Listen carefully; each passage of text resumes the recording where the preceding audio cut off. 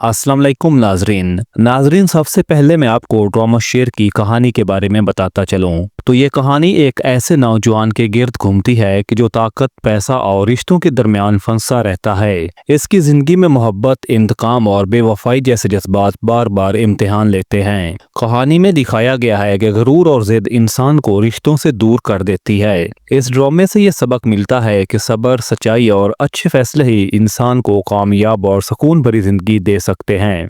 आखिरकार मोहब्बत और कुर्बानी ही असल ताकत है, ना कि दौलत या गरूर। नाज़रीन, ड्रामा सीरियल शेर की आने वाली एपिसोड में आप देखेंगे कि बदरज़मान फजर को नुकसान पहुंचाने के लिए और शेर से बदला लेने के लिए किसी भी हद तक चला जाएगा, लेकिन शेर फजर को बचाने के लिए कुछ भी कर सकता है, तो उसे इस बात का इल्म नहीं। तो अब आने वाली एपिसोड में आप देखेंगे कि जब बदरज़मान शेर से ये कहेगा कि मेरे बेटे और मैं ये घर हमेशा के लिए छोड़कर जा रहे हैं, और शेर भी इस बात को जानता है कि ये मेरा सबसे बड़ा दुश्मन है, लेकिन शेर बदरज़मान और उसके बेटों को ये घर नहीं छोड़ने देगा, बल्कि वो बदरज़मान को इस बात पर यकीन दिलाने की कोशिश करेगा कि आप ही मेरे मोहसिन हैं। तो शेर बदरज़मान से ये कहेगा कि मैं आपके सिवा कुछ भी नहीं हूँ। तो शेर कहेगा कि मेरे जाने के बाद आपने ही इस घर को और इस जायदाद को संभाला, तो आपका मेरे ऊपर बहुत बड़ा एहसान है, तो इसीलिए आप इस घर को छोड़कर नहीं जा सकते। तो ये सुनने के बाद बदरज़मान बहुत ज्यादा हैरान और खुश भी होगा,